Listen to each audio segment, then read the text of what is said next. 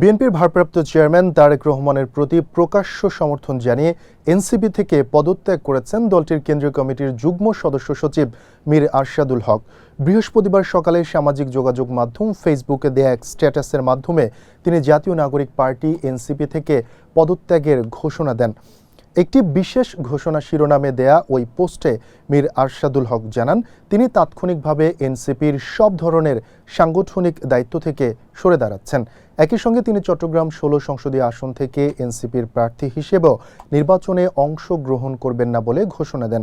লিখেন, দীর্ঘ ১৭ বছরের নির্বাসন শেষে বিএনপির ভারপ্রাপ্ত চেয়ারম্যান তারেক রহমানের দেশে প্রত্যাবর্তনের দিনই এই সিদ্ধান্ত নিয়েছেন এবং তিনি তারেক রহমানের আগমনকে স্বাগত জানান।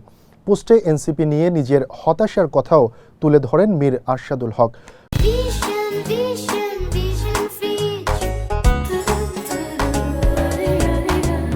বলেন, জুলাই গণঅভ্যুত্থানের আকাঙ্ক্ষা ও নতুন রাজনৈতিক বন্দোবস্তের প্রতিশ্রুতি নিয়ে এনসিপি যাত্রা শুরু করলেও প্রতিষ্ঠার পর গত ১০ মাসে সেই প্রতিশ্রুতি বাস্তবায়নে দলটি ব্যর্থ হয়েছে।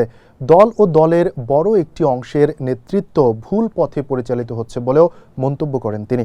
এই ভুল পথে তিনি আর চলতে চান না জানিয়ে এনসিপির সঙ্গে সব রাজনৈতিক সম্পর্ক ছিন্ন করার ঘোষণা দেন।